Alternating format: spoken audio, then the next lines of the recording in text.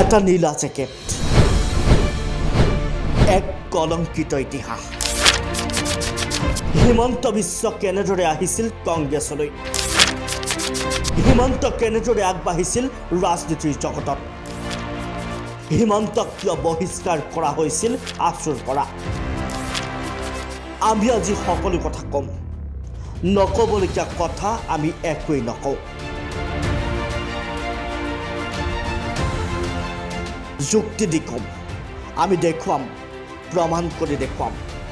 সেয়া পুৰণি কথা, তেতিয়া তেওঁ ছাত্ৰ নেতা।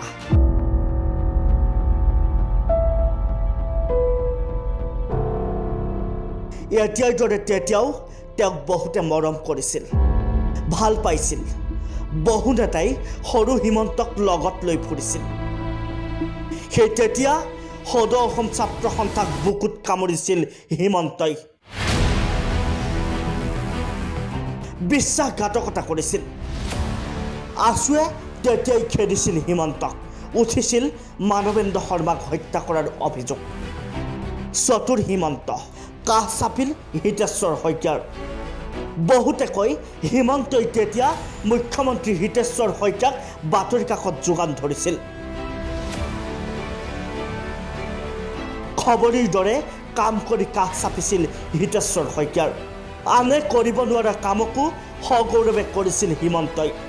তেনেকৈ হিমন্তই খাটি খাটি কংগ্ৰেছত নিজৰ বাবে কৰি ল'লে সুকীয়া স্থান।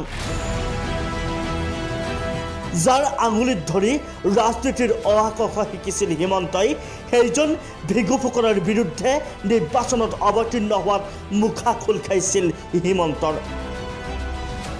ভিগু ফুকনৰ দেহাৱসানৰ পাছত জয়ৰ সোৱাদ পালে হিমন্তই। তৰুণ গগৈ মুখ্যমন্ত্ৰী হ'ল। সেই মন্ত্ৰীসভাত নামমাত্ৰ দপ্তৰ পাইছিল হিমন্তই। পুনৰ নিজৰ দক্ষতা প্ৰদৰ্শনত লাগিল হিমন্ত। প্ৰভাৱ বিস্তাৰৰ বাবে যিকোনো কৰিবলৈ ধৰিছিল হিমন্ত বিশ্ব শৰ্মাই। আনে শংকা কৰা কামো কৰিছিল হিমন্তই। কাৰণ লক্ষ্য আছিল ক্ষমতা, মুখ্যমন্ত্ৰীৰ ঘনিষ্ঠতা। তৰুণ গগৈয়ে ভাবিছিল হিমন্ত বিশ্ব ভাল ল'ৰা, কাম কৰিছিল। পুত্ৰ বুলি ভাবিছিল। গগৈক দেখিয়েই হিমন্তই হস্তাংগে প্ৰণিপাত জনাইছিল। ভৰি চুই সেৱা নকৰাকৈ না খাইছিল না শুইছিল। তৰুণ গগৈক ভুলাবলৈ সেয়াই আছিল যথেষ্ট।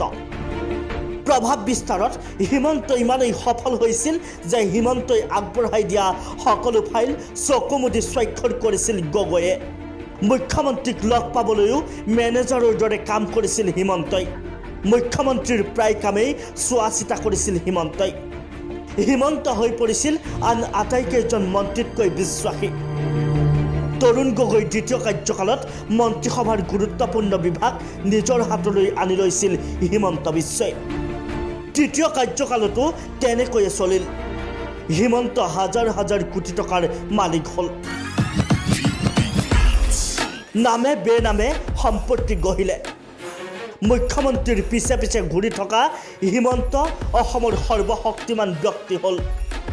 লোভ বাঢ়িল, জিভা দীঘল হ'ল।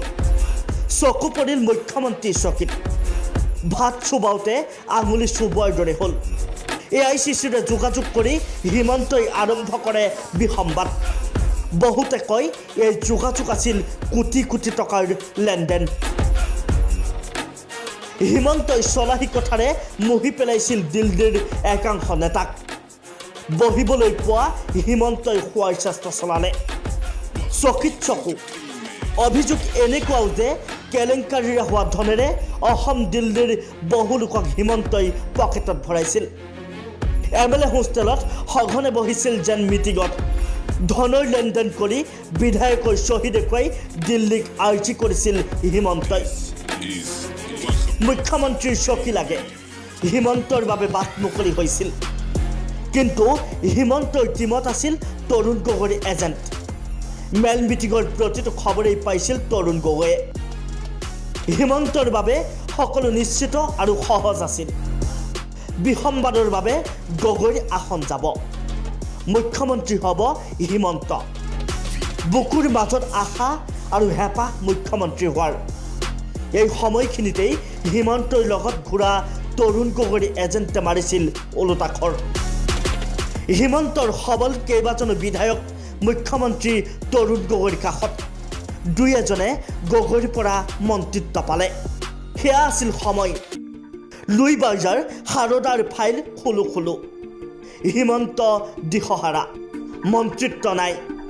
কংগ্ৰেছৰ মুখ্যমন্ত্ৰী হোৱাৰ স্বপ্নভংগ। বিধায়কো গ'ল গগৈৰ কাৰণে। দলে বলে দপদপাই থকা হিমন্তৰ অকলশৰীয়া উচুপনি। আত্মৰক্ষাৰ অংকত ব্যস্ত হ'ল ডিপ্ৰেছ হিমন্ত বিশ্ব। দিন নাযায় ৰাতি নোপোৱাই সাৰদা লুই বাৰ্জাৰৰ তদন্ত আৰম্ভ হ'ল। CBIৰ জোৰদাৰ তদন্ত। হিমন্তৰ পত্নীৰ মালিকানাধীন চেনেল ৰেড। ইমানলৈ অসমৰ কেইবাজনো ব্যক্তি জেইলত। ভয়ত পেপোৱা লাগিল হিমন্ত। হিমন্ত এই কলংক চোৱাৰ ভিতৰত বহুতে সংগ এৰিলে। ৰাজনীতিৰ পথাৰত হিমন্ত এক প্ৰকাৰ অসম্ভৱ হৈ পৰিল। জেললৈ যোৱাৰ পৰা হাত সাৰিবলৈ হিমন্তই কৰিলে বিকল্প পথৰ সন্ধান। কংগ্ৰেছত পুনৰবাৰ হিমন্ত মন্ত্ৰী নাইবা মুখ্যমন্ত্ৰী হোৱাৰ সপোন সম্পূৰ্ণৰূপে ধূলিসাৎ হৈছিল। অৱশেষত ভাৰতীয় জনতা পাৰ্টীৰ শৰণাপন্ন হৈছিল হিমন্ত বিশ্ব। সিদ্ধাৰ্থ ভট্টাচাৰ্য আছিল তেতিয়া ৰাজ্যিক বিজেপিৰ সভাপতি। সকলোকে ভৰি চুই কান্দি কাটি হিমন্তৰ বিজেপি গমন। 2016 চনৰ বিধানসভা নিৰ্বাচন। কংগ্ৰেছে উৎকৃষ্ট কৰা জনতাই দিলে বিজেপিক ভোট। তেতিয়াই চকু পানী বোৱাই দিছিল সেই আৱেগিক ভাষণে। কান্দি কান্দি কৈছিল, মই মৰিলে জালুকবাৰীত সমাধিস্থ কৰিব। হিমন্তই তেতিয়াই জনাইছিল জাতি মাটি ভেটিৰ শ্লোগান। শৰাইঘাটৰ শেষ ৰণ আছিল অন্যতম ডাইলগ। আশ্বাসত পল লৈ কংগ্ৰেছক বিদায় দি অসমৰ ৰাইজে আঁকোৱালি ল'লে বিজেপিক। চৰকাৰ হ'ল মিত্ৰজোঁটৰ। প্ৰথম মন্ত্ৰীসভাত বঞ্চিত সিদ্ধাৰ্থ ভট্টাচাৰ্য। হিমন্তক দললৈ অনা সিদ্ধাৰ্থ ভট্টাচাৰ্যই মন্ত্ৰিত্ব নাপালে। প্ৰতিক্ৰিয়া হ'ল চৌদিশে। যিজন মানুহে হিমন্তক বিজেপিলৈ আনিলে সেইজন মানুহে মন্ত্ৰিত্ব নাপালে কিয়? কংগ্ৰেছৰ দিনৰ দৰে সৰ্বশক্তিমান হিমন্ত এতিয়া বিজেপিৰ গুৰি ধৰোতা। তেওঁ কয় তেওঁ অসমৰ 2 নম্বৰৰ ব্যক্তি। দিন গ'ল, সময় বাগৰিল। জাতি মাটি ভেটিৰ কথা অসমৰ 2 নম্বৰৰ পালি নেতাই এতিয়া অসমৰ জনতাক সংকটত পেলাইছে। শক্তিশালী তেওঁ। অসমৰ অস্তিত্ব ভাতৃত্ববোধ ধ্বংস কৰাৰ বল প্ৰয়োগ কৰি জাতিটো শেষ কৰাৰ ইন্ধন যোগাইছে। এতিয়াও লক্ষ্য এটাই, মুখ্যমন্ত্ৰীৰ চকীখন। তাৰ বাবে মাটি যাওক, ভেটিও যাওক। তেওঁ নাচায়, নাভাবে। নাগপুৰীয়াক সন্তুষ্ট কৰিবলৈ বাংলাদেশী আনিবই। উত্তৰ পূবৰ আন ৰাজ্যক নালাগে। কোনো কাৰণত নামানে, প্ৰতিবাদ কৰি সকীয়াইছে। জোৰ কৰিবও নোৱাৰিব। সকীয়াই দিছে হিমন্তই। কিন্তু অসমৰ সৰ্বশক্তিমান হিমন্তক বাংলাদেশী লাগেই। জাতিৰ প্ৰতি দৰদ স্পষ্ট, কিন্তু নীৰৱ মুখ্যমন্ত্ৰী উপায়হীন। চকীখনৰ কাৰণে বিশ্বাসৰ দায়িত্ব দিলোঁ জনতাক। সময় সমাগত। Bureau report, news 100।